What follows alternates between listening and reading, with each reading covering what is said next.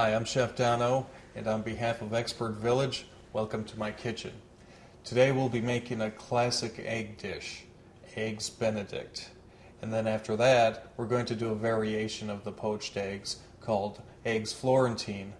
Along with these egg dishes, we're going to do a side dish, which will be dilled breakfast potatoes. Very good, goes very well with the poached eggs, very fresh flavors. So our ingredients are English muffins, Canadian bacon, eggs both for the poached eggs and for the hollandaise sauce, fresh lemon, lemon juice. I prefer lemon juice in my poaching liquid. You can use vinegar or lemon, just so you have the acid in the water, you're good.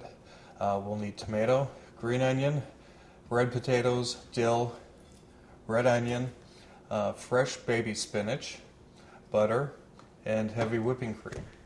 So, we have all of our ingredients. Let's get cooking.